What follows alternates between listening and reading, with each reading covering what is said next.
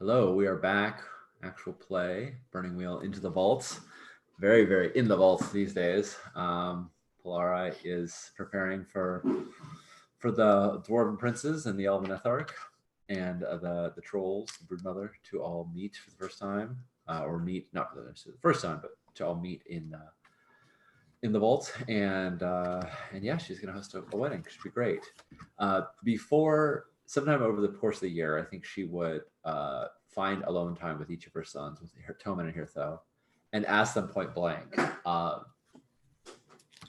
do you have aspirations to lead a political life? You know, would you like to? Toman kind of made that little wince of like, but I'm a princeling, and he's a gilder, and Hirtho's in the host, and I just sort of asked them like, is what you want a life of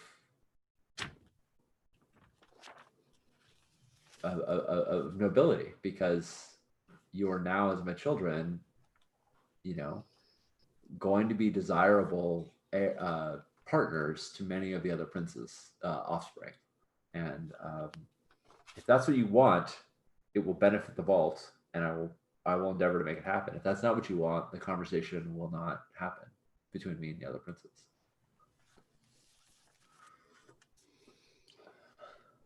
Wow. I think Toman is very eager to please and says, I don't need my marriage to be a love match. I would want it to be an arranged marriage, like you and Pa. I think that's nice. I like the relationship you two have. We're very compatible, which is fortunate. We might not have been, and we do share love between us. But you sure you're not saying that just to benefit the vault and myself? No, I studied with the Guilders, and I don't know. I think I would have a lot to offer a noble house. So I would marry into that. I would marry in to them if it would benefit us.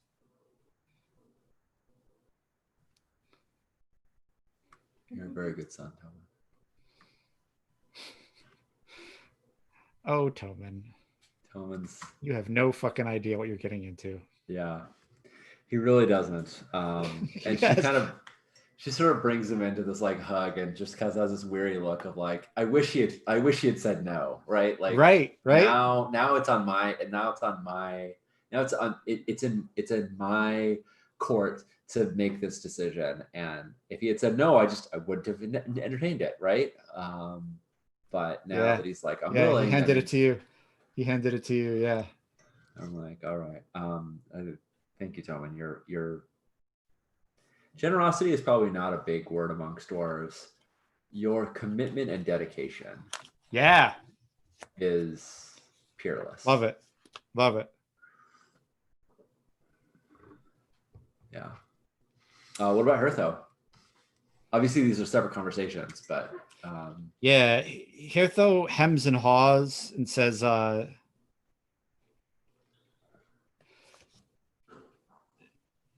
as long as I could stay here and be your warden, I would be comfortable with that. That's how I feel as well. I suspect that most of the times, and Judd, tell me if this is a bad interpretation of what I know, but I suspect that most of the times the prince who holds the most power is the one in the negotiations, is the one who houses the couple. So were I to marry you to a weaker prince, this child, that could be arranged. But if I were to try and if you were to marry, say Zargon's grandchildren, I'm sure she would insist that you go there. So I will consider that if the conversation comes up. I can't have you away from my side. You have the most valuable axe in the whole hall. It's the only one that pierce the hide of that spider. And she says that like it's a pragmatic reason why she wants Hiratho, but that's definitely not why she wants Hiratho, and he knows that. You know, I think that's kind of pretending that it's just pragmatism is I think part of her humor. Yeah. When it's very obviously not. Okay, cool. Let's receive the procession. Is there an order that they come in, or a fanfare? Yeah. Let's say that they come from weak to strong, right? So yeah. Yeah, I think Chiesa is the first one to arrive. Nice. I'm gonna sneeze. Sorry. No, you muted Do you want to sneeze into the mic? Which is amazing. Most of the time when I'm to sneeze, I'm just so incapacitated until I sneeze that I can't do anything. So I'm like, I like try to signal I'm gonna do it, but I often can't. I can't say anything. It's just. I thought I was gonna sneeze right onto the mic. Cool. Let's.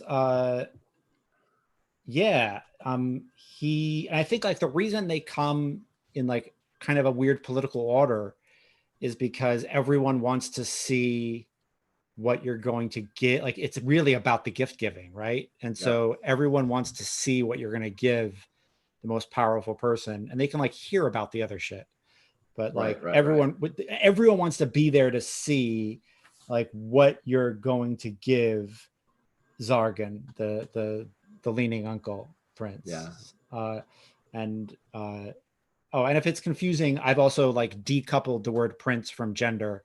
So there, I think all of them are women except for Bulat and Chiesa, who is also male. Yeah. I think Chiesa is just like first beard. You know, he's got some like it's probably a little shorter than mine, and it's got like some silver beads at the end, and he just is as he like makes his way in. He's just like looking around like, wow, I never thought I would see this in my lifetime, and bows deeply out of respect. And I think his three like traitor counselors are right behind him, right? And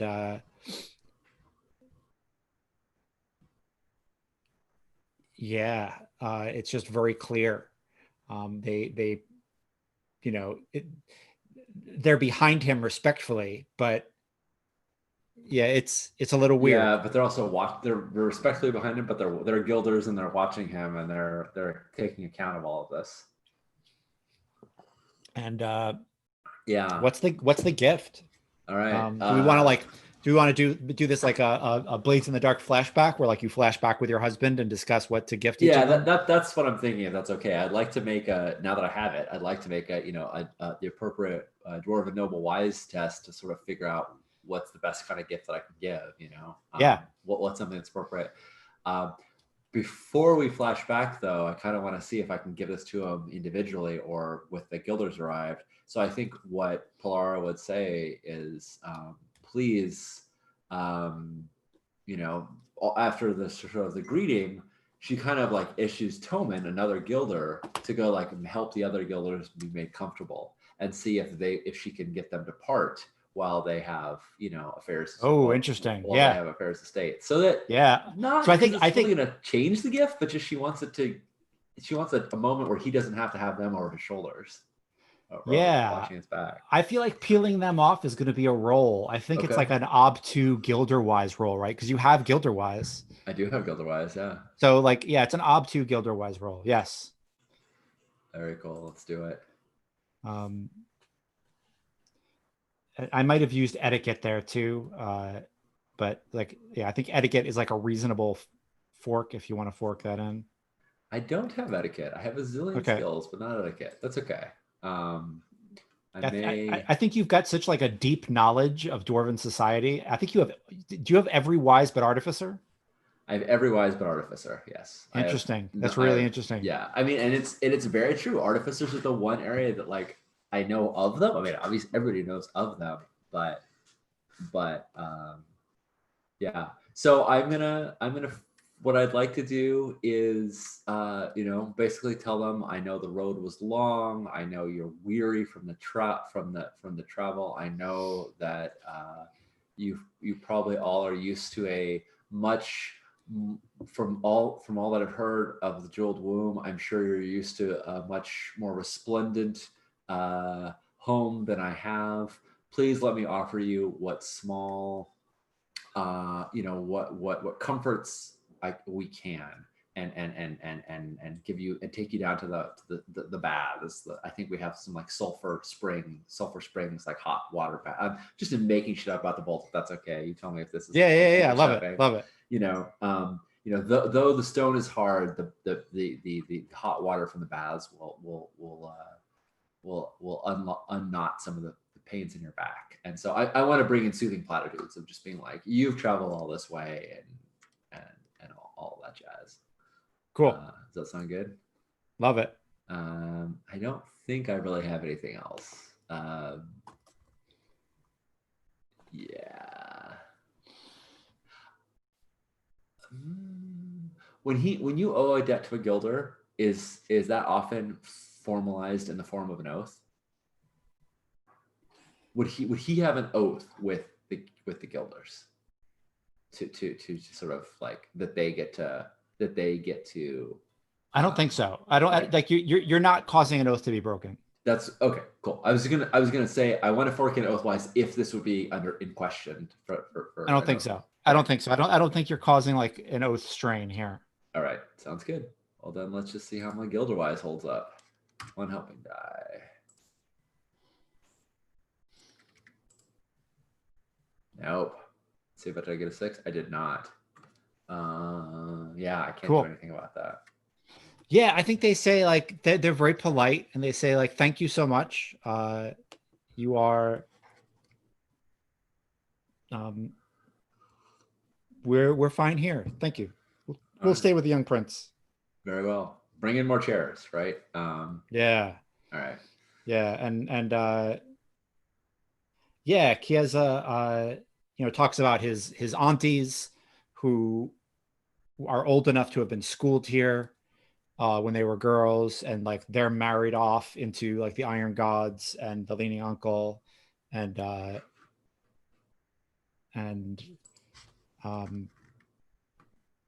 Wheelholt, and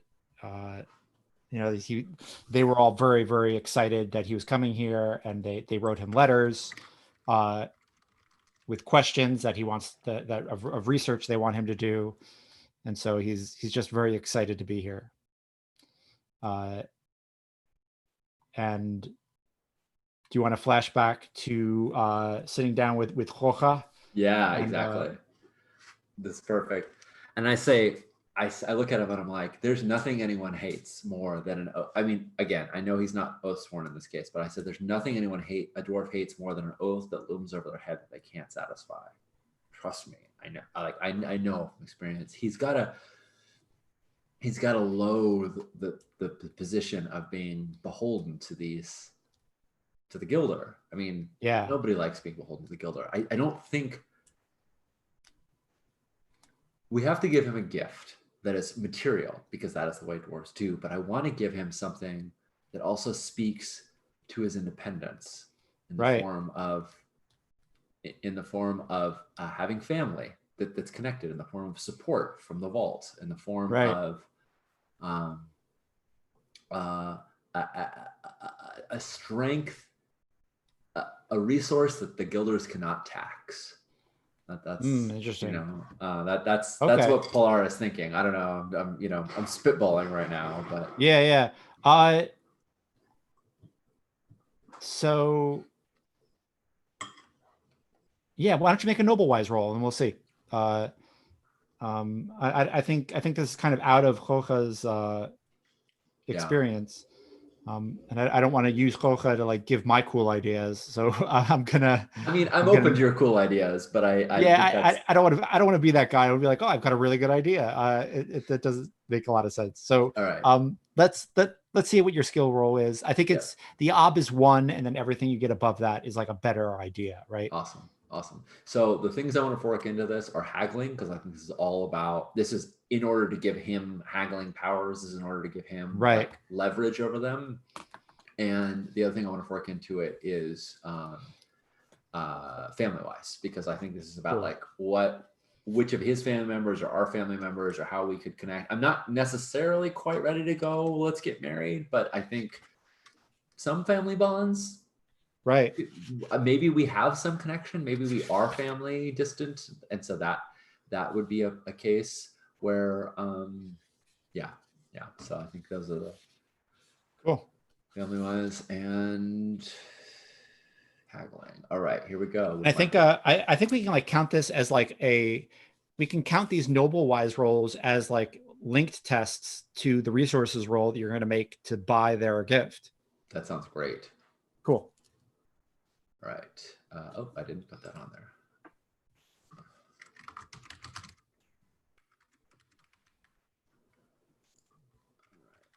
Right. Bump. We're gonna get 2 helping dice.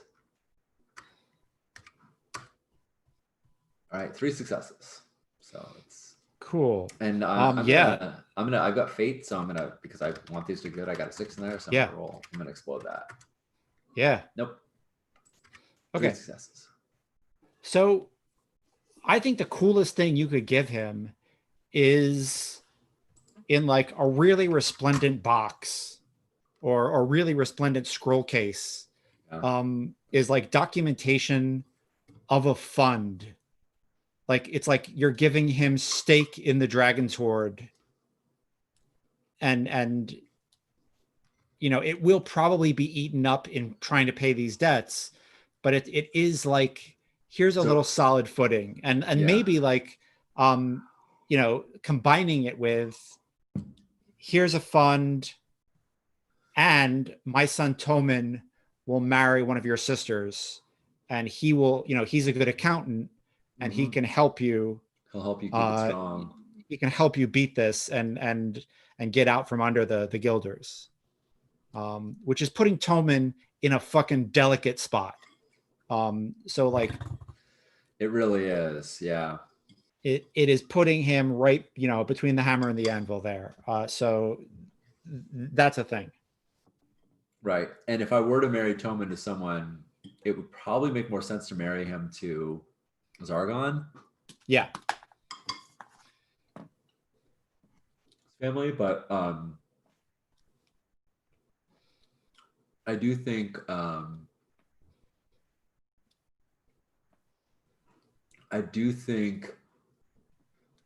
if you don't feel like this is weaseling out of that, I do think there's something to say for like Toman is Gilder and he's traveled all these different places, and he will come with you and help you. He'll spend a substantive amount of time with your family to kind of get you prepared to do this. And I think it's even worth saying that like it would go against his ties to the Guilders to like permanently be under your rule, because he is a Guilder and so he can't really do that. But you can help us set up a plan. He can help you set up a plan. Yeah, I like that a lot. Cool. Awesome. So I'm trying to create a fund, I think. Yeah. With the resources test. Was a B1 fund like a reasonable gift? It's reasonable. It's okay. Yeah. It's not great. Yeah, I don't think so either. All right, let's make it a B2 fund. That's as good as I have right now. Okay. I mean, I can't. That's a OB5 resources test, right? Like it's, but yeah, let's do that. The thing is, my current fund will help me make that fun. This is a neat nuance of the game, right? This is a neat element of the game, sort of cycling into itself. Okay. Money makes money. Yeah. Yeah. Right. All right. So, yeah, I think a B2 fund, and with sort of Tillman's help to manage it, that helps him get some autonomy. I don't know. That Yeah. feels, if his resources is super taxed right now, it feels like a good. Yeah. Okay. So let's make that resources test then to do it. Cool. So I'm gonna roll. I've got for this resources test, I've got one bonus die for the link test that I made, right? Okay. I've got 2 for my fund that I get to bring into it. Yeah. And does Hoha help on this as well? Is this something he's Sure. Yeah, I'll give you that. okay. All right. Yeah. This is tough. I'm low on persona, but okay. So that's 2. I think I'm gonna spend. I think both narratively. I hate doing this, but narratively, to make it make sense, and also to help out with this, I'm gonna spend one of those my 12 cash dice on Okay. this as well, because this is like literally saying here's part of the horde to start your Yeah. fund. Yeah, So yeah. I'm throwing that in there because I think it makes sense. Cool. All Love right, it. so I'm gonna roll that separately though, because it's a great eye. So I've got 4. I got link test. I've got help from my husband, and I've got 2 from the fund. So 4. Northa. 5. Oh, that's not good. All right, and we're gonna roll the. Ooh, that's good. That was a 6. Okay. Nice. And I'm gonna definitely spend the fate to explode that. Okay.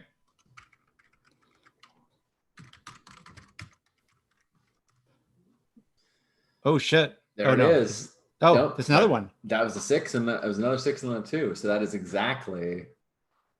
Whew. All right. I think like that sigh is like you at the end of the day, having just like spent the day with the straight up weakest of the princes. And like it's like you and Jorge looking at each other like this is life now, is Yeah. Right. welcoming guests and feasting them and all that. Cool. Yikes. All right. Well, I think even though the ob was 5, because I got to factor in with the extra die, but I think that was a routine test. Cool. Which gets me pretty darn close. Let me double check. I had 8 dice. Yep. All right. So that gets me 1 test away from advancing resources. Wow. I made a lot of challenging tests already. So, or I mean, Yeah. I made a challenging. I made, yeah. So, all right. Yeah, it was okay. So, yeah. So right. So I give him this. Yeah. So it's a difficult gift, right? Like it's this scroll and this sort of deed to a fund, and I think with it, we do a little callback to those giant ancient gold coins, right? And that they're included as part of the beginning of the fund. Nice. Yeah, but I think like there is that moment where like you give it to him and he says, "Thank you so much. This is so meaningful." And the friendship of your son, and then like the 3 guilders come and like just like, we will put this with your things, your grace. Mm-hmm. And like, right. my prince, and like take it out of his hands, and you can see he's like, it pains him that he can't just dismiss them and say no. Yep. He's just not able to do that. Can I just to make as part of I think the success and the Let It Ride, that this is actually in his name, that like that there's some like that there's some like signing over of this, so like his name is on this. Oh yeah, totally. Lien, right? Like yep.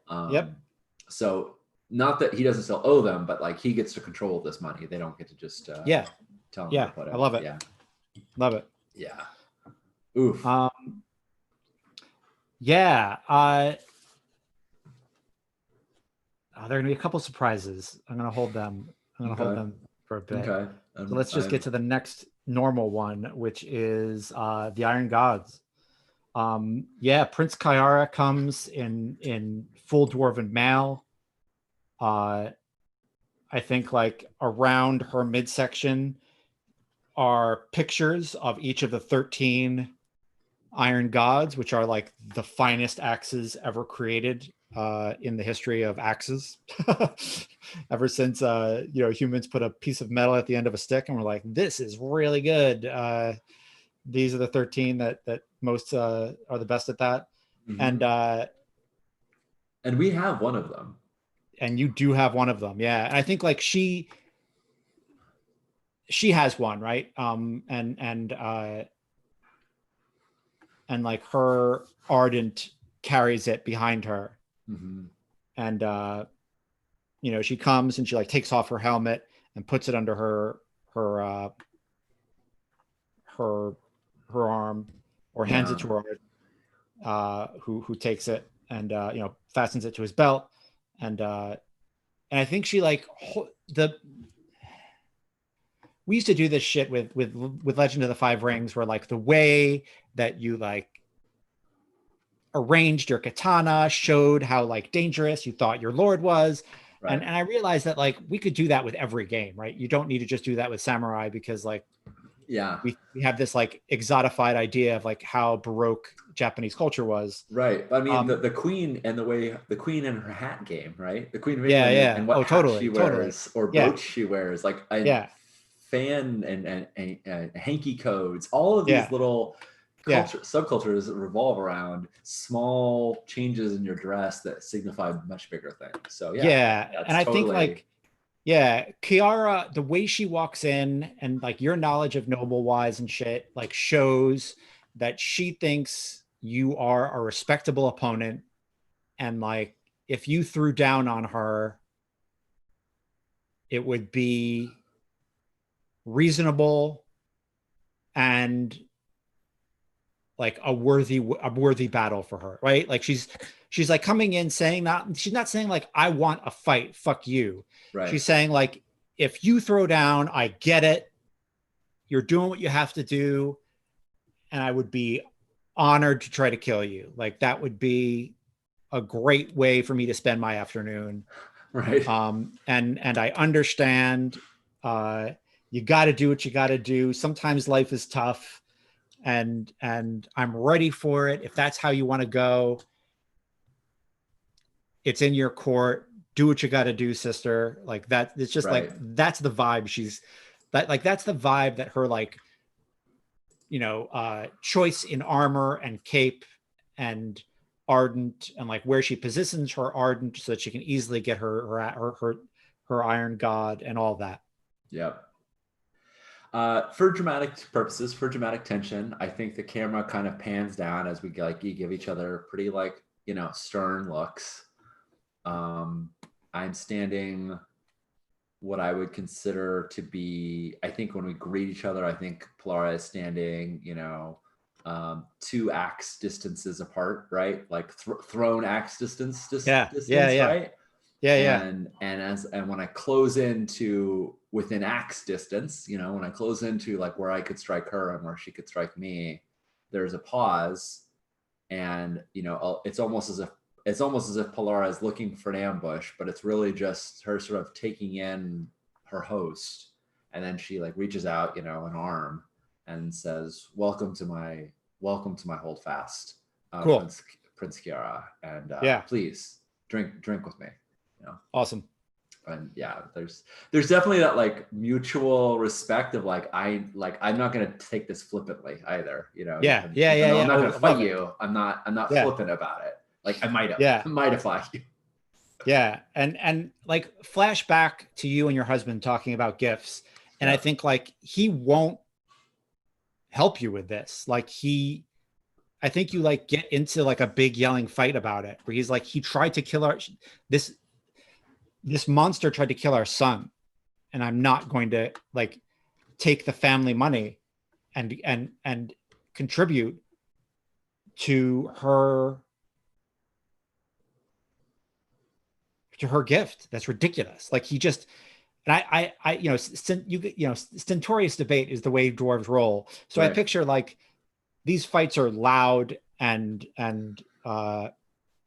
It's good that the vault walls are thick, but yes, they probably echo too. So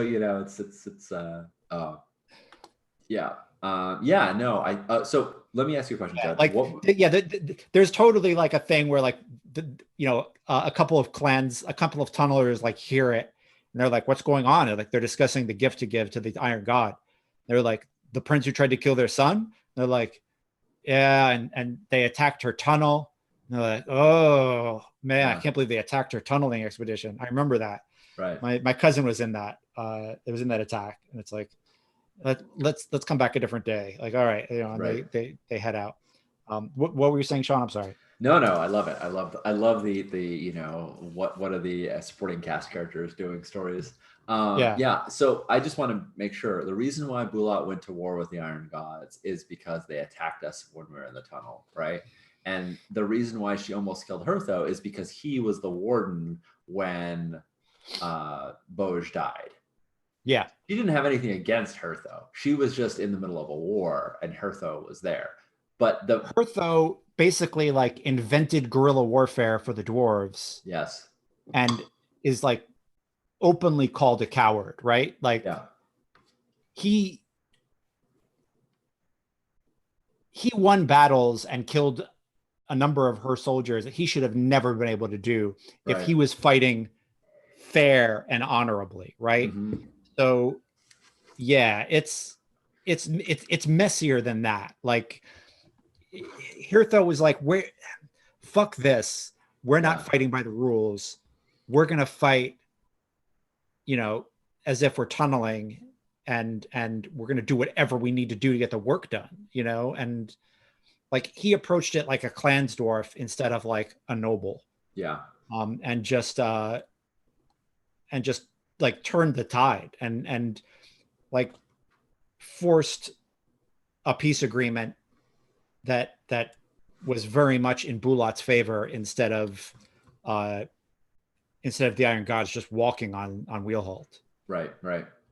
But in terms of my husband's grievance with her, yeah, is it because she sort of was the source of the mocking of him of calling Hertho a coward, or was it because she took like a personal effort to try and kill him? Like I think Hoka comes from a long line of Guilders. He does not know violence. He does not understand it. He does not like it. If you try to kill his family member, it doesn't matter. He's not going to spend his money on you. You know what I mean? Like he's just got like a really non-noble, kind of naive, not very pragmatic view of this. And and I think that's the crux of our argument is me saying like, okay, I don't like anybody who wants to kill my family either, but the axes are sheathed. We need her. So that's our back and forth. Okay. Well, for this one, I want to roll noble wise plus host wise. I think that's her. She's obviously focused very much on fighting and what would advantage her in battle.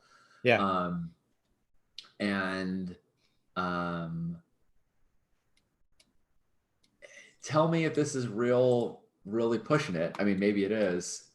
I think part of my gift would be something like Hertho giving her battle advice. And I'm thinking of forking an ugly truth of being like, you got your ass schooled by my first bearded son. We could teach you something. And I don't quite know what the gift would be around that, but like maybe like a book of war. Yeah. But I think that's kind of ugly truth in it of just like, you lost. Yeah. You don't want that to happen again. Yeah. Does that sound good? It does. I think it's kind of cool. I'm just trying to figure out how much that would cost, right? Yeah. And I think I just want to find like a base and then we can say like, oh, I'm going to add shit to it. Well, Um, I'll roll the wise right now, right? This is to find yeah, out whether that's a suitable gift, right? This is the link yeah, test. I think that's still. You said they're all ob one, yeah, and it's graduated, so yeah, yeah. it's let's roll that with 2 bonus dice and no, I got nothing. Okay. Well, here is when I'm going to do the thing. You said I had this call on, and this one is Yep. important. So I'm re-rolling that all 5 of my failed dice because Awesome. Wow. um, Traders. they were all traders. I got 0 successes, and this is important. Um, so let's Yeah. roll. Basically, I'm just gonna roll that again. It's my call on for the session, but thank you. Ancient Tomes, 4 successes this time. And in Love fact, it. So, let's explode um, that because I so got it. so riffing off of the resources roll and the resources table, popular books are ob 3, right? But this is not a popular book. This is like Yeah, a unique book you're giving a prince. So I'm gonna say it's ob 4, cool. and that's where we'll be. You know, the higher you hit, I think the more like you embellished on the cover or whatever. You know. Yeah. I know that this doesn't technically matter, but I'm going to ask you how this applies. I exploded one of those 6s, and it got 3 more successes. So Holy shit. on this Noble Wise roll, I ended up with 7 successes instead of 0. She wants her axe back, and if she doesn't get it, uh, nothing else is going to be good. She'll probably go to war with you no matter what, unless she really wants to see you fail. If she's really pissed, the book you're giving her is a cool idea, and I think she likes it. And I think it's actually a really excellent idea. And you get the feeling that she was going to ask for one of her daughters to marry Hirtho because she wanted to kind of like get into his head and find out what the fuck he was doing out there that she couldn't Right. suss out. And like, so this will allow her to not do that. Maybe you want to do it anyway, but yeah, the book is a good idea. She's going to like it. She's going to act a little insulted. She actually really likes it, but anything but her axe. Yeah. And I think like the way you can spin it with 7 successes, I'm just going to lay it all out for you. The way you can spin it is, I'll tell you what,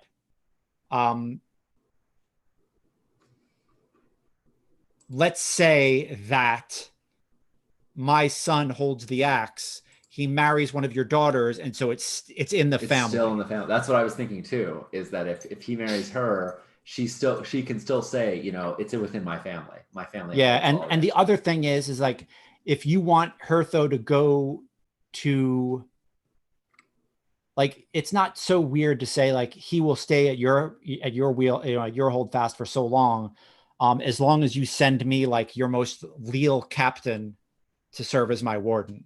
Right. And that way like Hirtho goes until like maybe they have 3 kids, and then like he comes back. Mm-hmm. Or yeah, or whatever, or like he goes until they have like so many children, or uh if I die and Bella needs him, then he'll come back. He is Right. free to come back, with his family. And like, so like, that's the type of shit that you could like write into the marriage contract, and it would be legit. Nice. But like, yeah, it's not terrible. It's just not exactly what she wanted, right? She wants to, yeah. But like also, we've been talking a lot about these dwarves playing the long game and basically saying like, basically like off, like saying that Hirtho, I think it's that like temptation of like, here's a way to get your axe back. Yes, it's a long play. I'm not just handing it to you.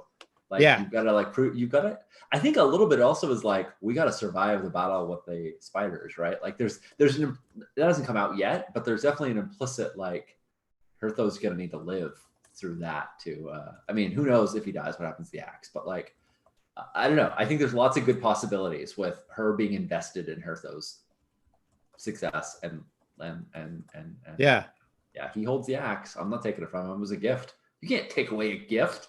You can't ungive a gift. Yeah. It's not a dwarf thing to do. All right, let's make that resources test. All right, my hubby is not helping me. He is not. Fuck that. Okay. Despite lots of yelling over the course of this year. Yeah. Over this when this came up. All right, so I'm looking at a B4 resources, an OB4 resources. I have 3 helping dice, 2 from the fund, and one from the forked test. Forked test can't ever give you more than 1. It's not like you get a bazillion successes, and that helps. I don't think they ever, or the link test can't ever give you more than +1D, right? Yeah. Okay. All right, so I'm rolling B6 versus OB4. Okay. Do I spend the cash die to make it happen? If I fail on this, I get taxed normally, or does it take away from the fund? I think the fund like eats it. It hits the fund first. That's so rude. The fund is so delicate. Fund is so delicate. All right, I'm spending one of those freaking great ice. I hate this, but I just don't trust it otherwise. Makes sense. It's coming out of the horde. Okay. But if I make this, I am advancing resources. So that's a good thing.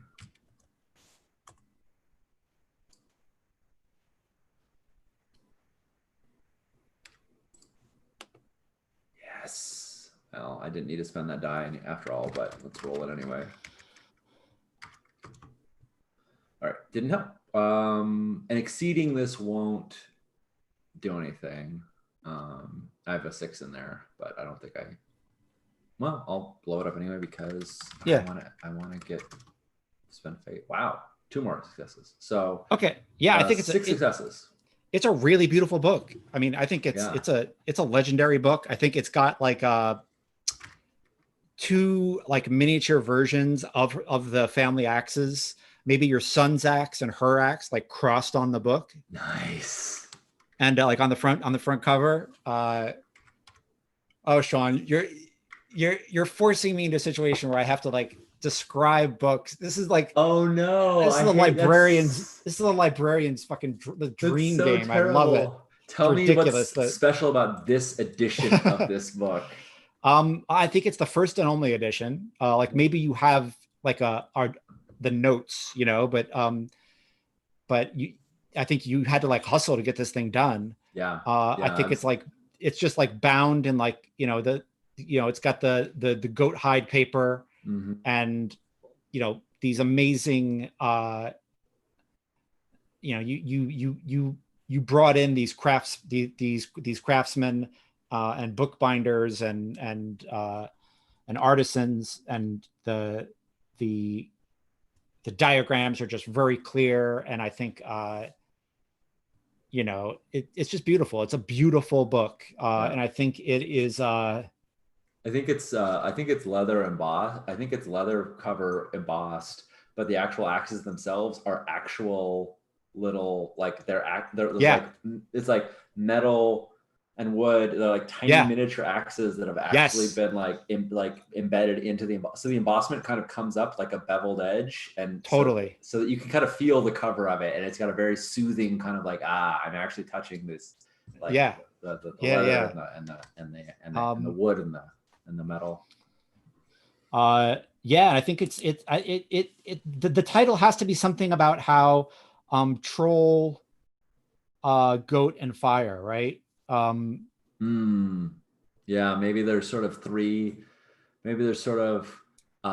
emblem of like behind it. I don't know, I'm getting very fancy here, but behind it I can imagine the emblem of like the 3 spoked wheel, right? Not the burning wheel, the because I think the 3-spoke wheel is the wheel of earth, right? Yeah. No, it is the wheel of, I was just writing about this earlier today. I can find out in about 10 seconds. So just give me a moment. Let's find out. because I was literally just writing for a different. I was like basically writing up a different burning wheel. Nice. Because 4 is water, 5 is fire. I thought 3 was earth, but I will. Hold on. I actually like found the quote from the Burning Wheel Codex Kickstarter because I am that nerd. Nice. The wheel of 3 is water and fortune. The wheel of 4 is wind and change, and the wheel of 6 is earth and stability. Okay. All right. So there are 4 wheels total. Yeah. Yeah. Awesome. So this is water and fortune, and it's, you know, and at the spoke of each wheel are the 3, you know, emblems. It's a complicated cover. There's a lot going on. Yeah. Love it. And yeah, I think it you know,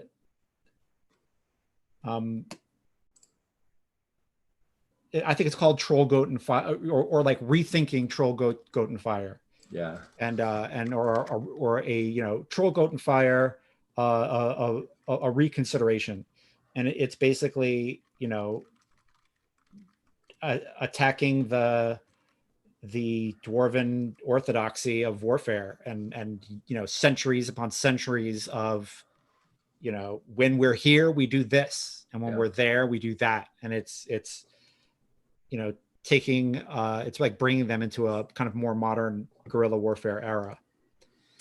Will be probably imminently important when we're fighting things that move like horses and bite like dragons and you know, have legs like swords, you know.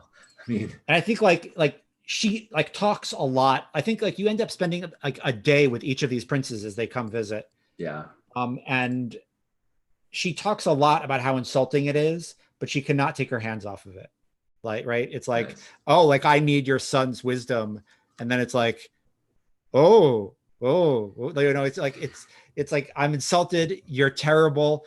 Holy shit, this is awesome. It's definitely that kind of thing. Like, I know I'm supposed to be acting insulted. I'm just not really good at acting, and I'm kind of blunt and honest. And I think there is a moment where she like hands a book to her, you know, her aberdart or squire or whatever the hell they're called, and she says, "We should come clean about the attack on your tunnel." Let's do that. Let's and there's a part of Polara who also is like kind of wanted to. She didn't feel like Kiza was the right prince to sort of introduce them to, but she really wants the dwarves to become more acquainted with the trolls, and so she's like, let's go to the tunnels together. Let's take a walk. You can bring whoever you want. I'm not going to ambush you. If I wanted to fight you, I would have fought you that first day we met. But she's going to bring the Broodmother and a few of the other troll, Limper and a couple of the other trolls who weren't involved in the attack, but like who know the tunnels. And she's like, I want you to meet I want you to meet some of the inhabitants of my class. And you would think a dwarven prince would be upset about that. And like, she's the one who isn't. She's like, you know what? This is really smart. I fight with humans all the time. We fight alongside humans all the time.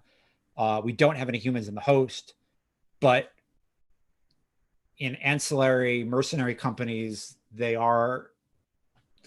serve with us, and we learn things about war from them that we should really, you know, use a bit more than we do. My captains are still very orthodox about the way they fight, particularly when they fight other dwarves. You know, and I think she like meets the other the trolls, and like she speaks a little bit, so like she can. Because obviously they work with trolls too, right? Like they right? Yeah. She says, "Listen, I attacked that tunnel. I had my host attack that tunnel because if Bulat if Bulat through his warden had taken the vault back, if he had taken it back that way, he would have had 2 hold fasts, and it Uh, would have upset the balance of everything. He would have married his eldest daughter, whose husband had just died, to Boj, and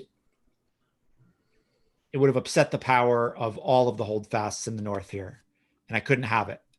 So that's why I did what I did. I'm glad you survived it. I'm glad none of your children got hurt. I know it puts you in a bad spot. We're all here now. I'm honestly not apologizing. I'm just telling you why I did it. So hopefully you can understand and make peace with it.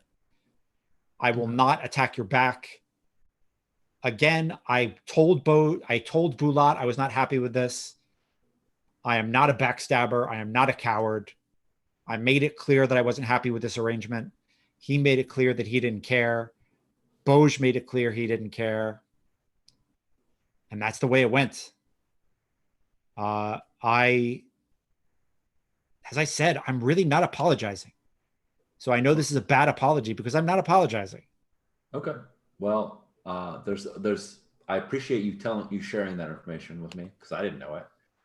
And there's one more thing I think you should know. When I claimed the hold fast for myself, Bulat was the first one to come here, and he could have taken it from me. And I told him the same thing. If you hold 2 hold fasts, you're going to disrupt the other princes. And he had the wisdom to support me and to support someone else so that he would rather have an ally in a prince than an enemy of all the others. Bulat is smart. I'm not saying he's not smart. He's wise. He is a good prince. He just made a mistake. And I don't hold him against it. I'm glad we're at peace now. These things happen. And I think she holds out her hand. Like, is this done? Yeah. I think I can't speak for the people who lost their family. There's still going to be grievances. There's grievances from my own family, but between you and I, non-apology not accepted. I reach out to shake her hand. Cool. Love it. And I think there is there's only I think Bulat is next. Yeah. And then there'll be one more before the drunk uncle comes for the surprise one. There might be a couple more surprises too before the wedding starts in earnest. Nice. And I think Bulat comes with the mail that you gave him. Yeah. Right, and it's got the I think he wears it. Whereas Kiara wore it like I'm ready to go to fight. I think he doesn't have the shoulder pieces fixed, right? Like the shoulder pieces are like on a frame behind his Ardent, mm-hmm. Who is holding his axe, and but the chest piece is there, which is like the corner piece of that whole piece of armor, which has like the burning wheel and like rubies representing the fire. Right. And is there still one missing? I can't remember. Yeah. There was one missing. Yeah. There's one missing from like an old relative. Yeah. And I think it's kept that way. And good memory for detail, Sean. That's ludicrous. No worries. It was something that stood out last time. Well, it's funny because I taking one step back out of the game for a second, I posted that blog post about I posted that blog post, and I'll go in the comment. If you're watching this on YouTube, I'll put the blog post in the comments. I put a blog post up about investigation roles in D&D, and in it, I used a lot of like details that the player would know about the setting for making investigation and perception rolls. And because I assume that players are going to do that, right? I assume it's like, if you're sneaking into the big bad evil guy's house, you've been fighting that person for months of game time. You know things about the big bad evil guy. Mm-hmm. You know who like that they like traps or that they don't like traps or what kind of person they are. And someone in a forum, I think it was a Paizo forum, said, this is a really interesting example, but I think one thing we need to keep in mind is that the players all remember these details the GM drops them, and like my players don't give a fuck. Yeah. And I thought that was really interesting. And anyway, you clearly do give a fuck, so thank you. That's really awesome. I remember now that we said that, but anyway, thank you for the eye for detail. It has literally nothing to do with the game at the moment, but it's super cool that we're both like in the same world and we care about all these nuances. I just cool. Found the article and put the link in chat cool. As well. So thank you. I think it's called Perception Checks, an open letter. Yeah, it is. Yeah. So anyway, Bulat comes, and I think like he is really overjoyed, and he says, "I hear you don't have any children left to marry to my brood." I mean, technically, Tommen isn't been married off yet, but he is sort of been. He's got a responsibility, right? I'm sort of holding on Tommen for the drunk uncle. So what I'm going to say to him is like, they do. It's amazing. They just one day they leave the nest like birds who gain their wings. Yeah, they do all appear to have. They appear all to be occupied.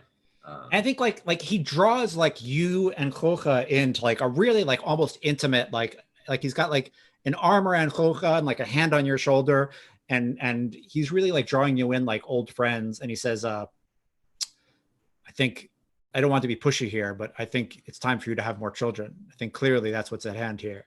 And like Khocha like does like a spit take of his nog, and it's that kind of thing.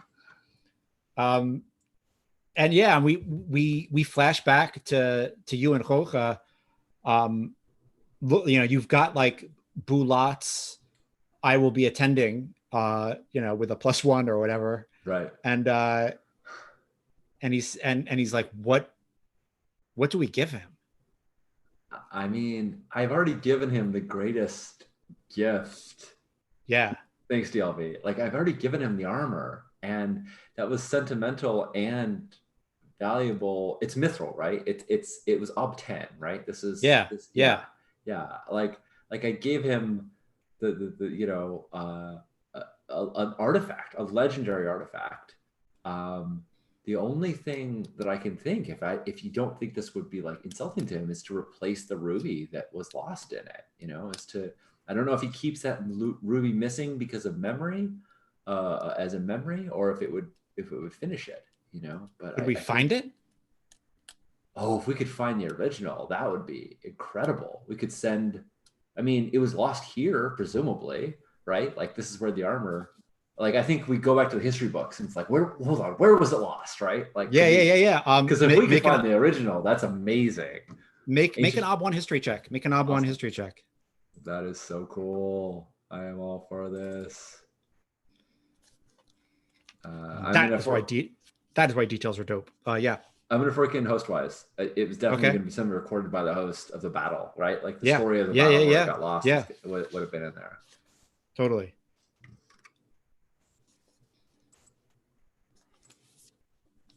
Okay, thank you, hostwise. Actually, since this is gonna be since I want more fate spent in things. Nope. Okay, but I still got it. I think you find out that it was lost. It was actually lost under Orkant. Oof. Okay, that makes sense. Yeah, like I think like a troll maul hit like the chest plate, and like that fell out in like the tunnels under Orkant somewhere. Nice. So I think that this is funding an expedition, maybe? I don't know. I think this is sending Hertho, and who knows how to fight dirty, fight smart, and some of the trolls who know the tunnels.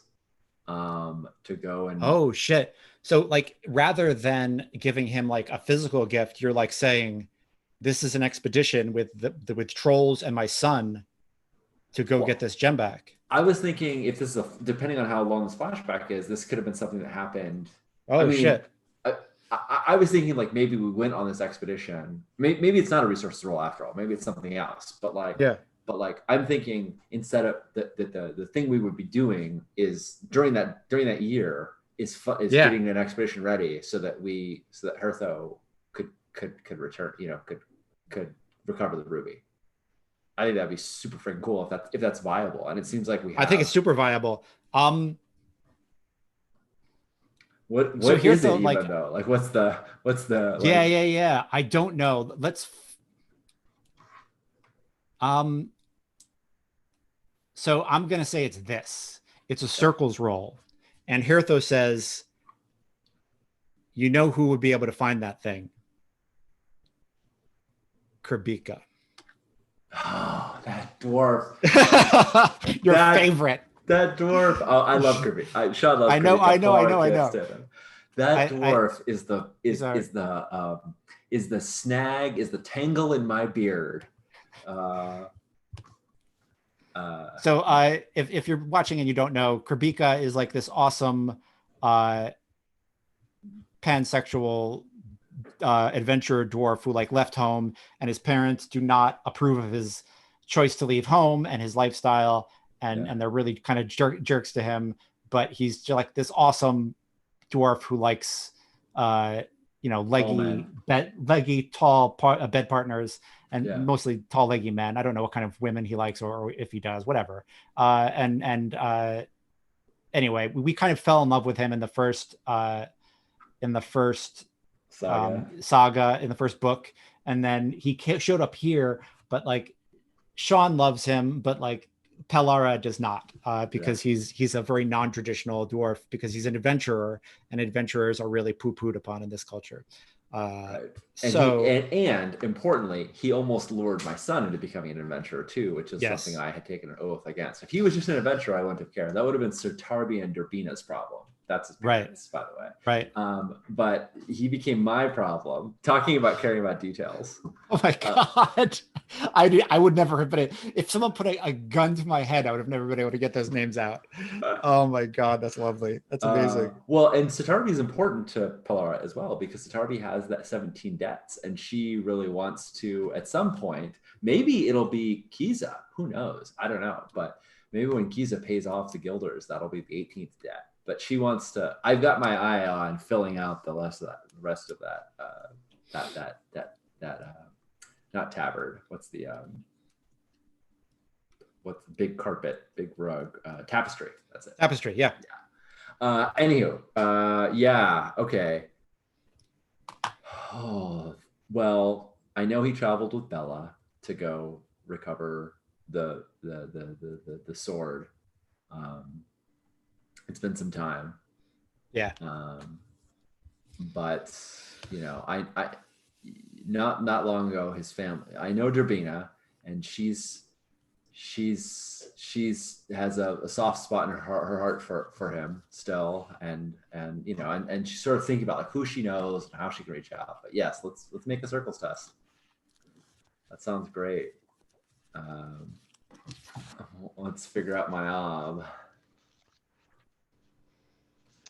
Occupation, or within the same setting. I don't think he is in the same setting. No, he's not. Well, what is adventure? It's definitely not clan. It's an outcast, right? Yeah, that makes sense. He's lower in station now. Yeah, he's got a specific disposition or detailed knowledge. Mm-hmm. And I'm going to say the time and place, because like we did this over the course of a year and we're kind of flashing back, and this is a super weird Blades in the Darky thing we're doing here. I'm going to say the timing doesn't matter. Right. But I think the overall obstacle is, I think it's 8. 8? Holy crud. I was not looking. What bumped it up? So a specific occupation or an occupation rare or unique within your setting, right? So that's 3. Okay. Then 4, he's a low plus 3 Right. So to the ob we're at 1. 4. Yeah. So +1 because he's a lower rank or station or class. Yep. And then a specific disposition or detailed rare knowledge. Okay. Right. And I feel like yeah, 8. I don't usually, I rarely ever see circles that high, and I think we can easily do a Lando Calrissian if he comes and you fail, so that's fine. Yeah. I think. Well, let's try it. But who knows? We never know what the dice are gonna do. I don't think I'm gonna get help from. I'm gonna get help from Hertho because Hertho knew him. Yep, Hertho gives you a die. Hertho give me a die, and let's see who else do I have. I also have Bella as a contact, as a relationship, and Bella traveled with him as well. So I think that. Yep. Both of them. Yeah. Yep. My reputations, the Pollara family, Crew Chief, and Potent Nogger are my affiliations reputations. I'm gonna say Potent Nogger and Pollara family both will work. Nice. Okay. All right. So now that's he is not into working a 9 to 5. Yeah. All right. He's not a 9 to 5 guy. Right. So that's 4 bonus dice. Yeah. On my circles roll, my circles of B3. So it's still very unlikely, but it's getting a little bit more interesting. Yeah. Yeah. All right. Ooh, 15 fate. Dice. Good Lord. Yeah, and I've been spending them honestly. North ob 8. No, not even. Well, wait, hold on. 2 6s. We're rolling it. I know I won't hit it, but 4 successes. Okay, so I think he shows up, and you take like a private audience with him. Yep. And he sits down and puts his leg on like a nearby table, and says, "What on earth made you call me, your son's ex-boyfriend, to your holdfast? You hate me." I do. Everyone knows you hate me. Yeah, they're right. But I need something, and I think you might be the one to do it. You might be I think you might be the only one crazy enough to do it. And what is that? She sort of like pulls open. She's got a big old book. And I'm sure he doesn't give a shit about books or whatnot, but she's got a big old book, and she like opens it up, and it's got the picture of the breastplate that's fully, it's drawn out with everything. And she like reads a bit, and she says, in the battle of blah da da, under the halls of Rune, under the hills of Rune Hall. It's now Orkant, but it was called Rune Hall back in these times. The great troll such and such, smote the warrior, and the ruby was lost. I need that ruby, and I need everyone to go get it. You've done it before. You went with Bella. You snuck into Holdfast. You nearly got Gaffy nearly got killed. He was captured by the orcs. But you're smarter now. Gaffy. You've done it before. You know your way in. I have cool. I have your old boyfriend willing to my son willing to lend you his aid.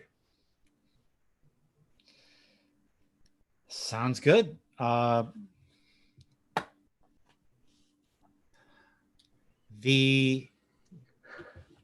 not sure if he's into trolls or not, but they're really leggy. So I'm like, trolls will be traveling with you too, like that's great. That's great. And when I return, we'll establish the official adventuring company of the Vault. Oh my God. Led by me. And of course, the official adventuring company of the Vault has keys to the library so they can go in and do research whenever they need to. And of course, when you hold court, their head adventurer, Semois, Yifu. will be able to petition the prince once per court for resources pertaining to an adventure. Polara is just like Sean is laughing. Polara is not. Polara is like closes the book. You know, she's already shown him this. She's putting it back on the shelf gently, and she says, "What resources what services might an adventuring party offer the prince that would mandate these resources?" Like it's a little like she knows she's lost this argument, so it's a little bit like, what are you going to do for me? Like, what will the adventuring party do for? Yeah, and then I think like he takes out like scrolls and starts laying out maps, and he like lays out maps of the valleys between Old Rune Hall and the vault, right? And he says, "You all used to share border forts. Those forts are now orc toilets. I will clear them out for you. I just get to keep whatever I find. So we're going to secure your border, and eventually the goal is to go into Orcant and clear that fucker out." Are we? And there's always some off the books shit that a prince needs. And you all don't like to admit that you need it, but you are a Clansdwarf. You're not some stuck-up noble. You know better. You know that there's dirty work that needs doing, and sometimes you need an adventurer to do it. I mean, there's sometimes there are things here right now. You've already sometimes, yes. So the fact that you had to call me is proof that you're going to need it, and you would be ahead of your time. No other prince is going to have an official adventuring company in their holdfast. Are we? Is it just the two of us, or is there? It's just the two of you. Oh yeah. This is like, you didn't want to give him a crowd, right? Like you knew that this guy was gonna go hog ass wild if you put him in front of a court. Yeah. Right. Yeah. So I say, you're right that no other dwarven prince would do this. And when Prince Zargon appears, the most orthodox, the wisest, and the most unkillable I've heard of us all. Yeah. She's tough. When she appears and she hears that the vault has an adventuring party. Yeah. She is probably going to eat that about as much as a stone pie. I can imagine a dwarf getting like biting into a pie and biting into a stone, like, it's like, right, I don't know anything. My family, I come from a family of guilders, and I left home because I didn't want to do accounting, and I took up the sword and shaved my head into a faux hawk, and I've got a tiny, tiny beard, and I like to spend my evenings with young men. So I don't know very much about dwarven society, but I'm gonna bet, from what I know about nobles and what I've seen of them, and from what they've talked to me about, is that if Prince Zargon walked in here and you gifted her with the first axe and the first hammer and the first anvil, all tied up in bows of mithril, your clan ass wouldn't be good enough. So if you have an adventuring party, that's just going to be official adventuring party, that's just going to be what she imagines you're going to do anyway. Why not just live down to her expectations? You're never going to impress her, ever. Mm-hmm. She's going to die thinking that you should have gone back to making Nog. And you think, like, he takes up his pipe out, stamps it. May I? He lights it, and blows it out his nose, offers you a toke. She, I think she's sort of like, she sort of turns away from him for a second, comes back. She's got 2 pitchers of Nog. She takes the book, she takes the scrolls delicately, delicately rolls them up because she doesn't want to spill nog onto them. They're Yeah. refreshing. Sits back in one of her chair, kicks her feet up like next to his, Yeah. and then takes the offer. Like she's been like letting that draw, like he's holding it out, and she's like, "Hold on, Yeah. what?" And like slides some nog over to him, and she's like, "Well, we'll need to get you quarters and a banner and title.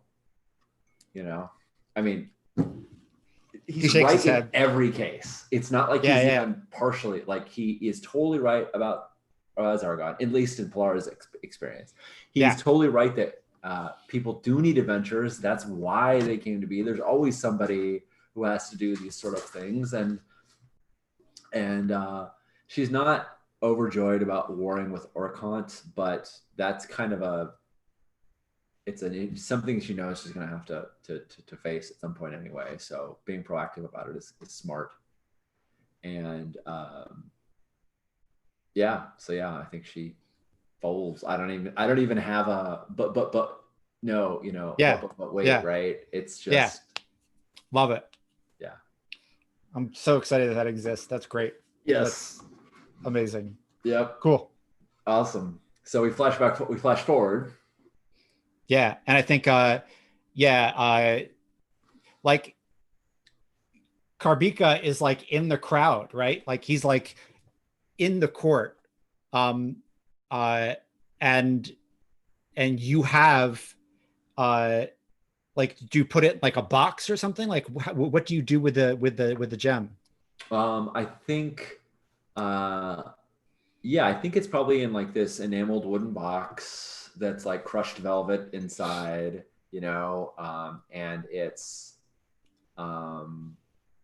when you open up the box, there's a metal plate or maybe something that's engraved. I think maybe it's stone, like a stone insert that's engraved, and it has the text from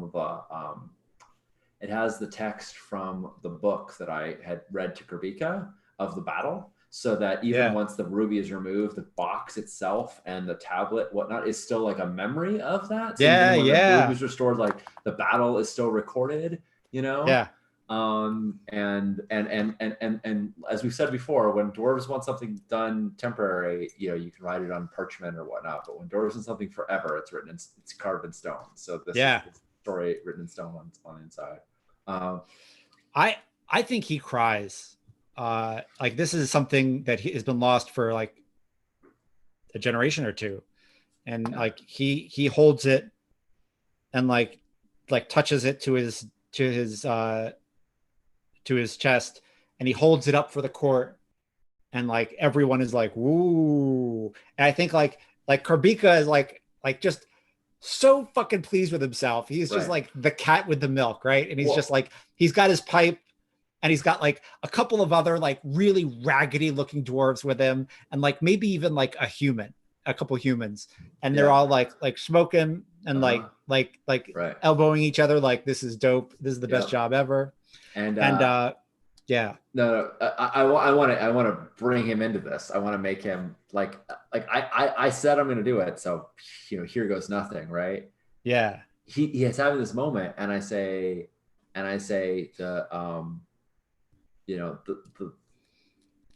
this gift is nothing without the story of how it was obtained. And I say not lord, but like head of my adventuring, head of the vault adventuring party, Karbika, please come tell the prince how you recovered his lost family heirloom. I'm basically making Bulat kind of have to buy into this too, because like he's the one who did it. So I'm sure other princes will still be like, what? But Bulat is going to have to kind of accept. Yeah. He like puts out the pipe, like he tamps it and like tamps it on his back of his boot and like sticks it back in his pouch. And he says, before Prince Polara summoned me, I was in some hill wine sink, drinking with iron gods, sleeping with iron dukes, and making nothing of myself, just like my parents told me I would. And I think like everyone kind of laughs. He was like, and then I got the summons from the Prince of the Vault. the pillar, the spider. I Victor. can't say it with a straight face. The spider expeller, the spider. Expeller, yeah. Yeah, the expeller of spiders, the dragon sworn, our prince, and she had a vision of taking what was once outcast in our society and making it part of the holdfast. And so now I am honored to lead the Vault Adventuring Company, the VAC. And our first expedition was to find this gem so that when our blessed neighbor would visit, we would be able to give him a gift worthy of his presence. And he says we could hear the trolls, the pit trolls and the orc above us. Orc Haunt is restless, my friends. Orc Haunt is restless. Those trolls are in action. And it was because of that action that we could crawl under them, under the hills of what used to be Rune Hall, and find this gem. It took us 3 very dangerous days. Black blood was spilled, or fell blood. Let's not say black blood. Fell blood was spilled, and with trolls and dwarves and humans sweating and bleeding in the tunnels together, we made the Wheelholt armor fire complete. And like, I think like there's like a, an applause, and he bows, and yeah, just like gives you a wink, like, thank you for giving me that. Yeah. And a nod. And I think like, yeah. He walks back into the crowd and super excited to have had that moment. Right. Because you got the moment in front of all the princes, right? It was important. Yeah. It was important recognition. Yeah. Yeah. And I think the only thing I clap it, like when he says it, I like clap his shoulder, like I acknowledge it. But as I'm like, I don't know, I guess I've already handed it over, but like as part of the gesture to Bulat, and I say, not just our neighbor. And this is, I'm dying because I cannot remember all. I know Bulat has a bunch of titles. One of those titles is Student of the Archmage. That is one of his. Yeah. Protector of the Hold, Student of the Archmage. And so I think Polara would for sure like make sure that his full honorifics were given as well, if hers were to do, right? Like nice. And that's probably not like bombastically to the crowd. That is really to him. Like I know who you are and how important this is. So yeah. Awesome. Love it. Cool. So good. That's so good. Yeah. And then I think surprise. I don't know which surprise to do. One is kind of I'm throwing one away. So one's not going to make it because I think we just made a way cooler. When I eventually show you my notes, you'll see and you'll be like, oh yeah, I see why you threw that away. That's redundant. Yeah. So I think like in the days between princes, as like feasts are happening and like Nog is being drunk and it's just like a hangover every day, in the middle of the night, you are like, you get your first like wake up the president, we have a problem type of thing. Where like the middle of the night you're woken up by Gaffy, who says one of the patrols caught an orc.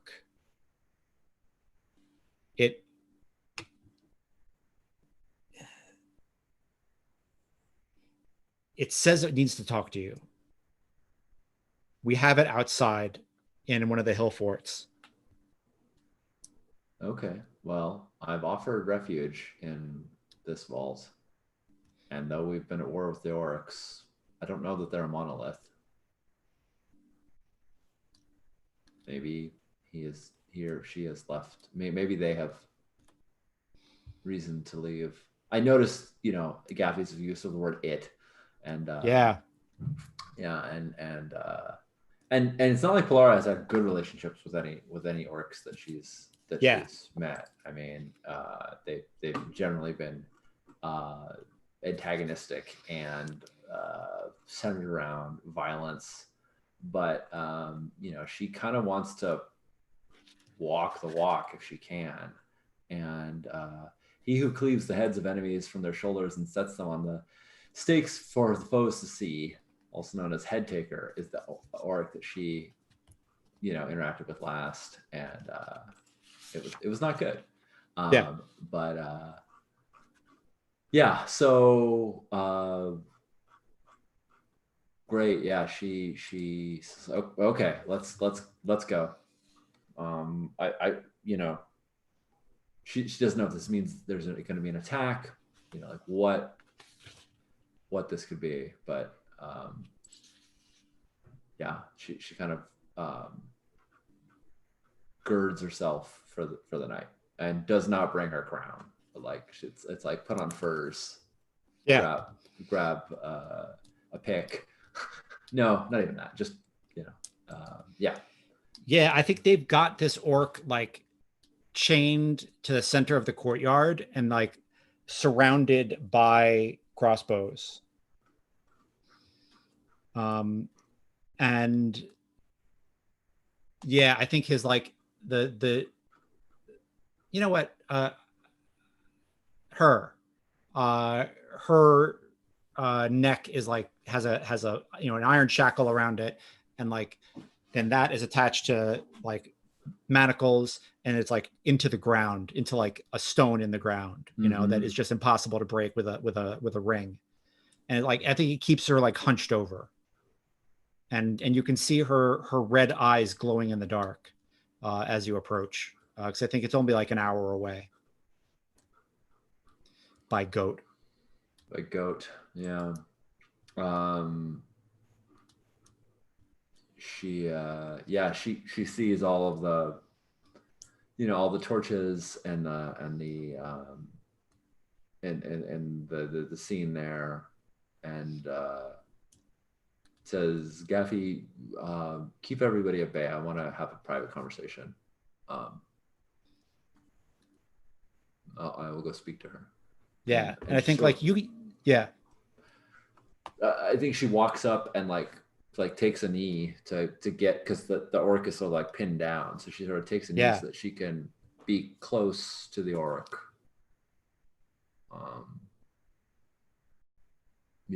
She's if there's a fight, if she's gonna grab her or something like that, then so be it. But she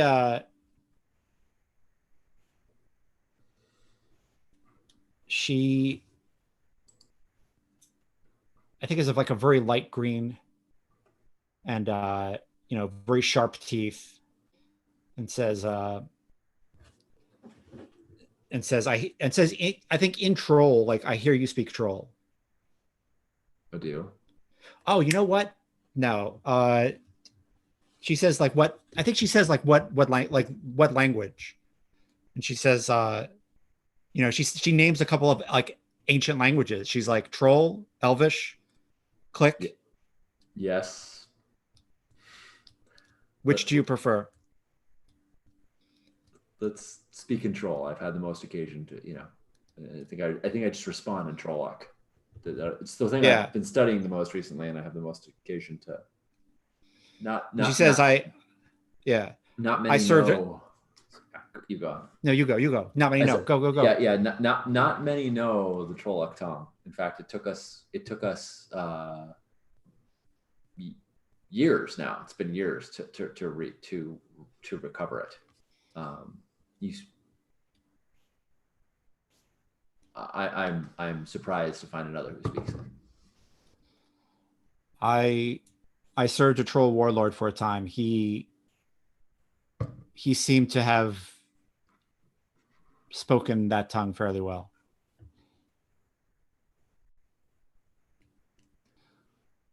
What did you come for? I am she who whispers to the darkness and the fire. Do you know Axeliante Orco? It's like Yeah, for Pelara, yeah. that's like first question number one. Like, I mean, once we establish the other things. Yes, the bone orc came to our halls a few months ago. You said her name was She Who Whispers into the Fire? She who whispers in the darkness and the fire. Cool. And what did he say to you? He said that they were going to destroy the world and that we should be with them when they do.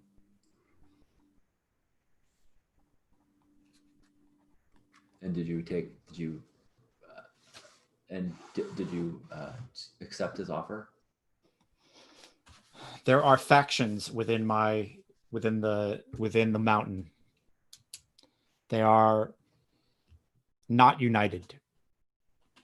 If we were united, you would know because we'd be making war upon you, probably. The eight-legged faction is swaying other factions and is gaining ground, especially as people come back with word on the carnage that has been wrought.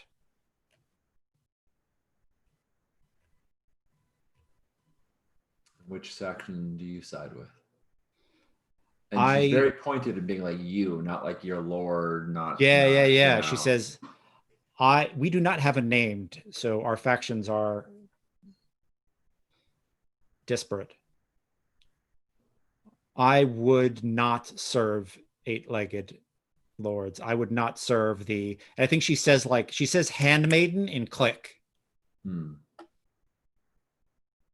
Matter of fact, she says, I would not serve the handmaiden, and in Click she says the handmaiden, she who ate the dragon. Yeah.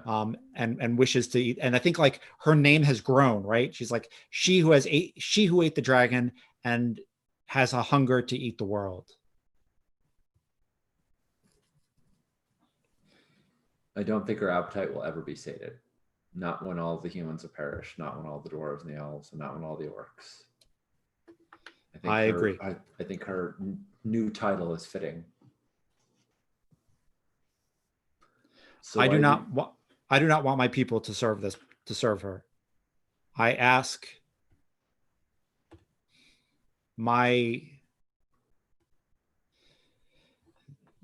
there will be a fight. It will be soon. And my faction needs help. We don't have numbers. But if we had, you can tell like she can't believe she's about to say this, but she's like, if we had arms, if we had armor, we would win. And the orc would not join the handmaiden.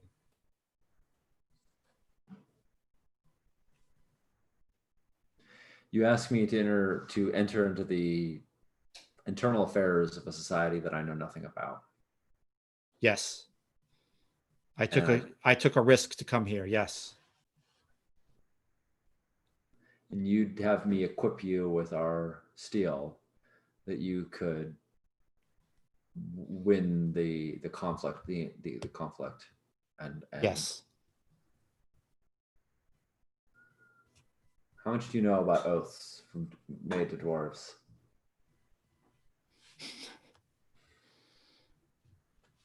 She says, I know your society is run by them. And do you know what we will do? What is done to an oathbreaker? I think you cut their hair. It means a lot to a dwarf. But the penalty must be the penalty is being an outcast, that you are never again given sucker that you're never again given a home. Why not just kill that person and eat them? Because that isn't punishment. Living with your mistake. That's not punishment? It's too easy. Oh, you are even crueler. Huh. You would let them live with the torture of exile. We do. And because of it, we have very few oath breakers. And the ones that do live to tell the story and prevent others from doing it. They are examples made.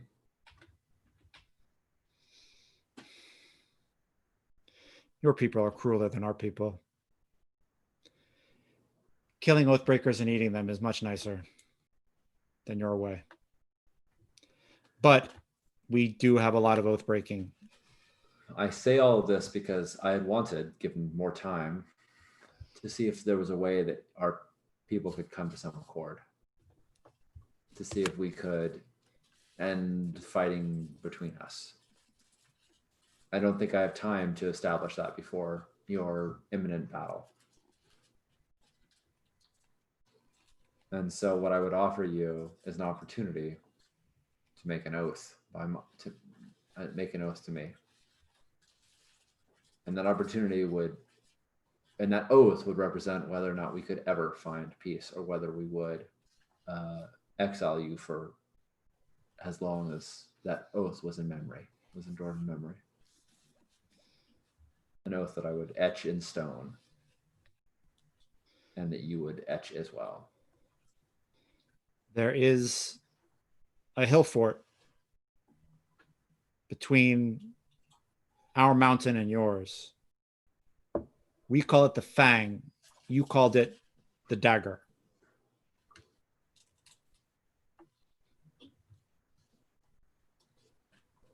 If you give me these weapons, I believe soon we will have a named. And when that happens, I will send word to you, and we will meet in the Dagger or the Fang. And we will have palaver about this peace and see if we can make oaths that make sense to both of us.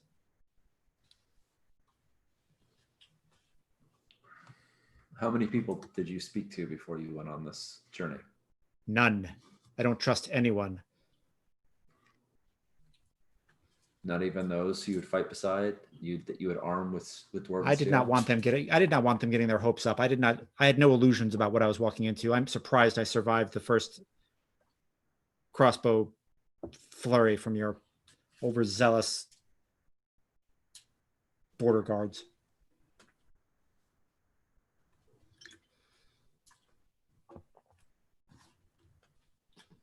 Well, I do keep counsel.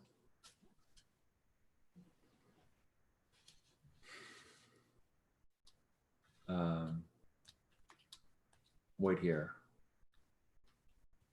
And I kind of look at the chain that's like pinning her down. I'm like, yeah, not as if you could go anywhere else.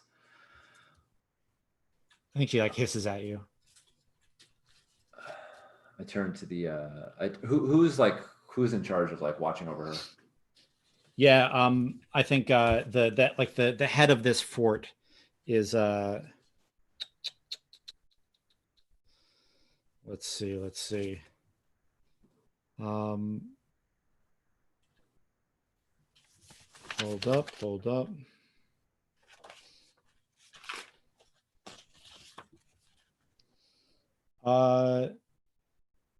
Sorry, I had someone written down who was like your son's second in command. Yeah. I just don't have the name on me, so I will make up a new dwarf. What's her name? Damn it! Hold on, I really kind of want that name, so I apologize. I don't know why I'm being. No, look it up. Get it. I appreciate, wanting to get it right. Which way? Yeah, it's like she is the she was with your son in the Iron God feuds, and she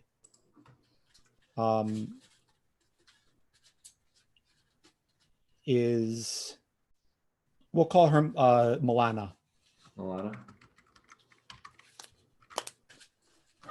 Let's say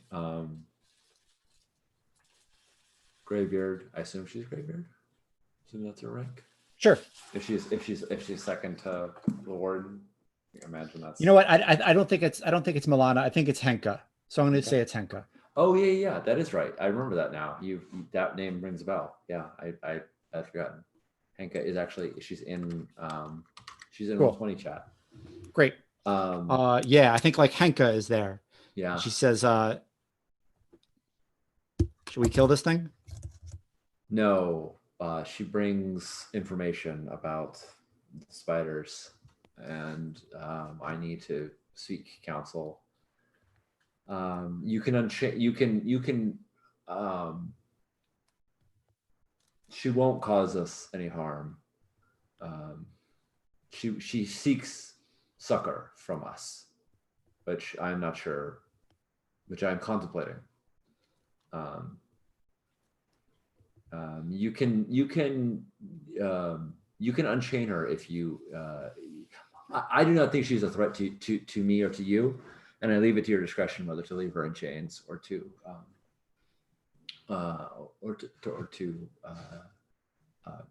let her stretch. Very well.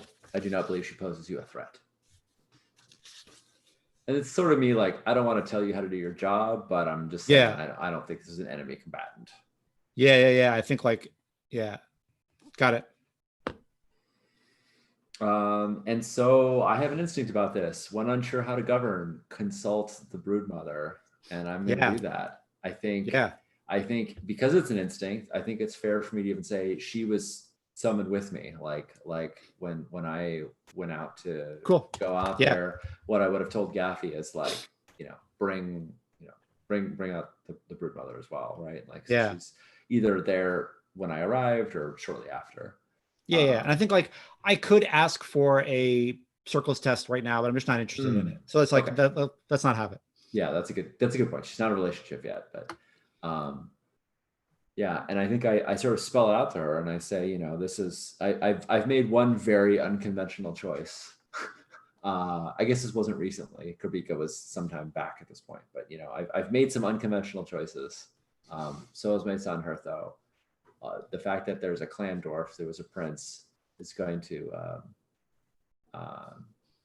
will I'm sure works against me. There's many reasons for people to question my judgment, and so I don't want to ask the other dwarves, who I think hatred of orcs is probably would cloud their ability to would cloud their judgment. But I must say I'm afraid. The idea of arming someone who has been our enemy for so long seems terrifying, and yet the idea of spiders getting another army is even more so. And I do not want to operate out of fear. And I think when people operate out of fear, they make bad decisions. They make good decisions for the short term and bad ones for the long term. And it's kind of sales out to be like, what do you think? And this is also, she knows orcs as well. She's had interactions with them. Not good ones, I don't think, but. The orcs treat my people very cruelly. I do not have a high opinion of them either. But sometimes I've worked with them. Some of them have wisdom. Some of them have wisdom. Can anyone be trusted who operates in a society where they can't trust anyone and they will be eaten if they do wrong? They're locked in a cycle. It's like they are locked in a wheel of their own making or maybe it's not of their own making. Maybe someone else made this wheel, but it's a terrible wheel, an unholy wheel, not like our sister wheels.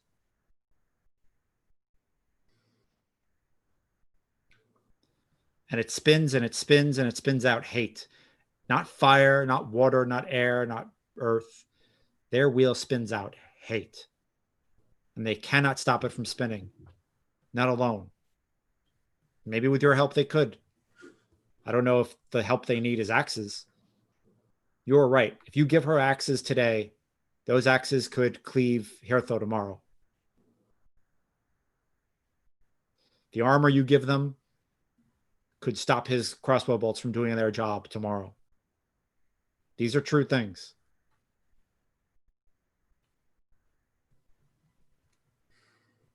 But there's no right answer to this question, I think. there is no right answer.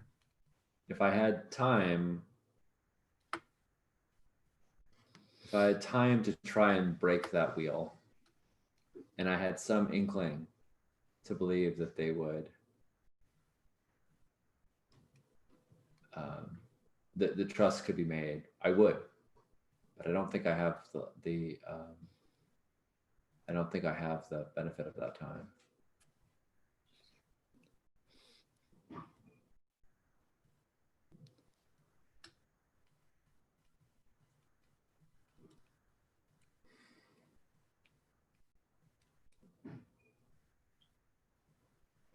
I think Karpika's going to have another job to do.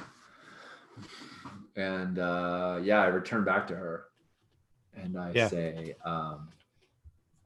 there's no way that I can trust. There's no way that you and I, who have never met before, can trust one another in the way that I would need to trust you to aid you in this way.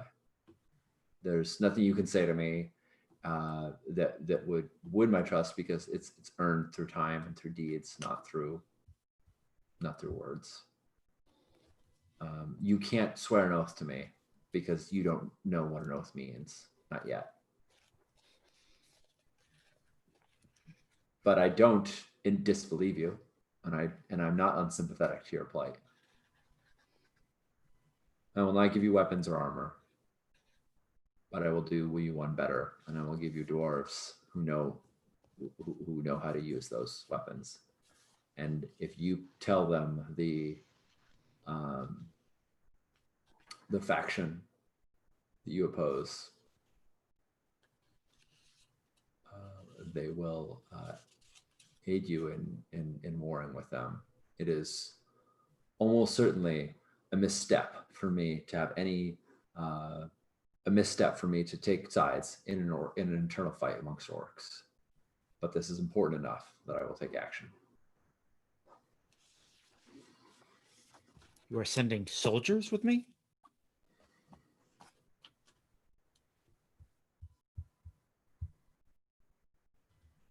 What you are sending the host? No, I'm sending adventurers.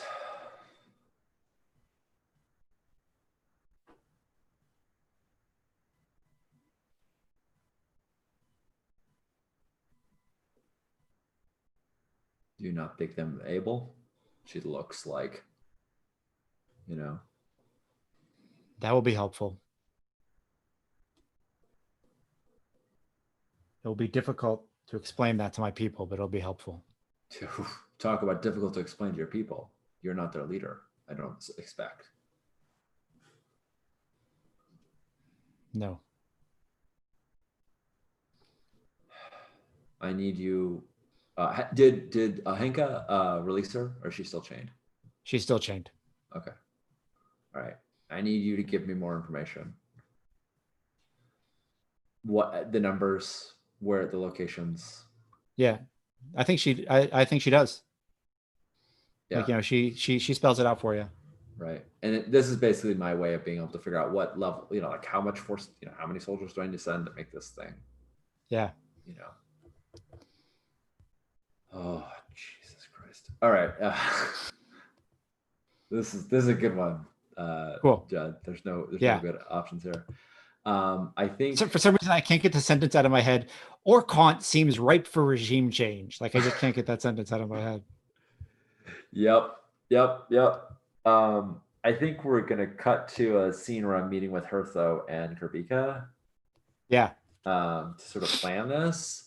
but I think we should probably do that next session since we're getting a Yeah. little Yeah, it's late. getting late. Shit, we didn't even get to the didn't Council get- of Princes. We didn't get to Drunk Uncle. Yeah, All right. Yeah, that it's was okay. awesome though. That was great. This is good stuff. Yeah, leave me with a conundrum. Love it. Yeah, I mean, I think that there's no good choices here, but I do think taking action is better than not. So Yeah.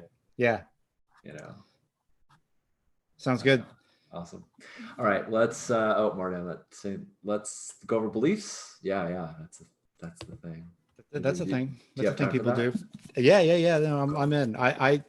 I am enjoying myself too much, and I would have stayed up way too late playing. So I'm glad you said something because Yeah, it's just like, oh yeah, we should probably. I'm like we have to at least get to the council, like to the beginning of the Council of Princes. And it's like, no, we don't.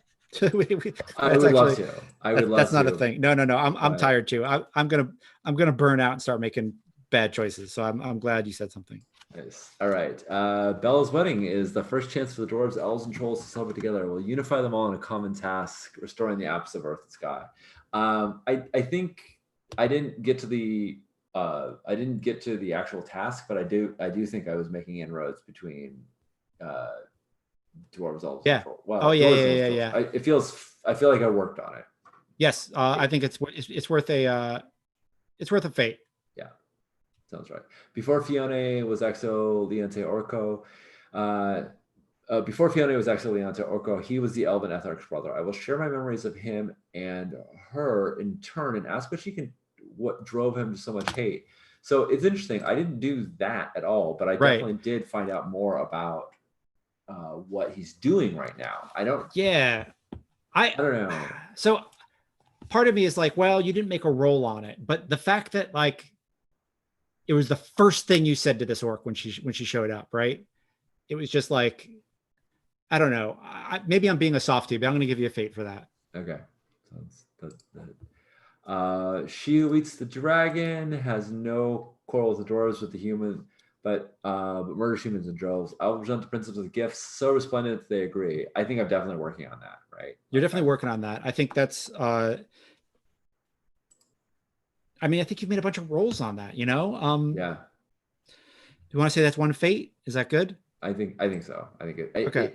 I even though I made a bunch of rolls and there were successes, I have not got the princess there. I've not succeeded in that. So yeah. All right. Instincts. Did any of my instincts cause me to twist the game in unforeseen ways? When I'm unsure, the best way to govern, consult the Broodmother. I think that it did. Yes. Because I think if I talked to any dwarf, they would have been like, nope. Yep. Don't ever test a troll. More fate. Yep. Always remind strangers I'm Prince Polara Dragonsworn. Didn't really come up. No. I mean, I think I probably did do that when I spoke with her, but she knew that. It didn't change anything. Always spend my evenings reading from the libraries of the vault. Flavor, but didn't change anything. I always get a twinge when impending danger. Yeah, I don't think any of those were changed things. Traits that did the same: bearded, folksy wisdom, aches and pain, accustomed to dark, greed, oath-sworn, shade from resistance. I don't think so. 12, oath-swear, sixth sense, deep sense, troll friend. Yeah, not really. Dispute settler. Oh, I gotta remember I had that call in for persuasion, or trait. Okay. No, I don't think any of my traits did. So that's 4 fate. I kind of want to make a play for MVP. I made some big ass resources rolls to bring I would say so. Here's what I'm thinking. Usually we you get one, and then we hand out a couple other to NPCs, which I think is fun. Yeah. But here's my thought. I think you got Workhorse. Yeah. I would also argue that you got Moldbreaker. I feel like you really changed. You did things that we would have never saw Polara doing. No, I agree. I feel like that's Polara has changed so much in this game. It's weird to sort of keep all of the threads spinning because she's so I would say 2 persona, and then I would say MVP probably goes to Kocha I mean, I think his Yeah. helping dice were key. Oh, they super were key, and just his advice and Yeah. pointing me in the right direction. I mean, So yeah, I think he's got a. I think I'm gonna give him a persona for that. yeah, I'd like to nominate. Uh, I'd like to nominate Kurbika for embodiment because Yeah, you yeah, love yeah. playing Kurbika so goddamn much that I do. I I think do. he should get that XP for being such a over the top Thank you. character, Thank you. Thank you. or not that XP that Artha. Yeah. Yeah, yeah. I love that damn fuzzy guy. Yep. Uh, yeah, he's great. Thumbs up. Cool. That was fun, Sean. That That was game. very Just, fun. oof. Yeah, I mean, I'm loving it. it's we have a lot to chew through, all these dwarves and all their gifts and all the things going on, and then you're just like, oh, and by the way, we'll also just throw out this threat, but it's an opportunity to respond, and I think Polara needs to, that she wouldn't have had otherwise, right? Like, even though she doesn't trust she who whispers into the darkness and fire, she has no reason not to believe that Axo would do all of those things, and that the spiders would do all of those things, and that Yeah. And that this is the most obvious choice, right? And yeah, so it's gonna be rough to send her own son and Kurbika, because I don't know what their numbers are like, right? But like, Right. it's gonna have to send an appropriate force to yeah. So good times. Well, I will look forward to it next time. I'll make a belief about this, because I think it's the other beliefs are all in progress, but this one is imminent. So we'll do that, and we'll be back in 2 weeks. Cool. Yeah, thanks everybody for hanging out. Andy, it was great getting your snark there at the end, and your thoughts. DLV, you as well. Thanks for hanging out with us. And I had a blast fielding all these troubles from Polara. The heavy is the crown in this case. I'm Sean. I use he/him pronouns. You can find me everywhere at Sean Nittner. My game Agon is coming out in 3 days. It'll be available on the Eagle Hat web store. It'll be available at your friendly local gaming store. It'll be available probably in places like Amazon and stuff like that if it's not already. I'm very excited about this mythic game of epic heroes and Greek stories of people being lost at sea and returning. I will be playing Apocalypse Keys back here on this channel on Sunday. But before then, you can catch Judd playing Rebel Crown tomorrow. How's things with you, Judd? Yeah, good. I'm excited to play Rebel Crown tomorrow. That is going to be a lot of fun. I'm curious to see. I don't know. I don't know what's going to happen with this game, but like I had an idea. Like this was a lot more structured than most games I run. I had a lot of notes, which was again weird for games I run, and so it's cool to go from this game to that one where I've got like a vague outline of the province they're in, and then an idea of what job they're going to do, and that's it. I have no idea, so it's fun to. Again, I don't know what was going to happen in this game, and Kirk getting official adventuring company was not in the cards. Like I never thought that was going to happen. Yeah, that's the reason I got Moldbreaker. I have to say that was the most exceptional shift in Polara. There, I was accepting Kirk. That was huge. But everything he said was so true. Like everything that I'm a clan dwarf, and Zargon is never going to accept me, and that adventures are needed at, like, because clearly I needed him right then and right. I needed that. Like it was all just like, when you're right, you're right. I mean, what are you gonna do? Swallow your pride. Yeah. It was cool. I'm loving it. Like, it's just a lot of really, really, really good gaming going on right now. So good stuff. Thank you very much. This is a lot of fun. Awesome. If you want to find Judd's stuff, I put a link in chat, allmylinks.com/Judd-Carlman. That's got all of his stuff. You should check out a lot of Judd's work. He has done a lot of writing, a lot of game development recently for Trophy Gold, but he also has some, old oldies but goodies in the Dictionary of Moo, a supplement for Sorcerer. And he's got his amazing podcast, Daydreaming About Dragons. So tons of cool stuff that Judd's doing. Yeah. Yeah. If you want to see the kind of, gaming thought behind how these games work for me, then Daydreaming is the way to do it. I kind of like walk around my apartment with my phone in my hand and talk into it. And so it's structured, but I leave room enough and like blank spaces on the map so that I can kind of think about things and uncover them as we go. So that's not fake. I'm not that good of an actor at all. And so if you hear me like come to a conclusion, it's because it's like, oh, wow, that really happened. So please check out the podcast and check out the blog. And if you have any questions or if anything stirs any thoughts in you, I would love to hear from you. And that means you. So please drop me a line. Awesome. Yes, I can certify from having it been the case. I've sent Judd several comments and on games through the Anchor app, and it is fun to have that back and forth. So I implore people to do the same. All right, we're gonna head to bed before we start talking nonsense. I'm already feeling myself sort of fading, and we'll see you again soon. Bye. Good night, folks.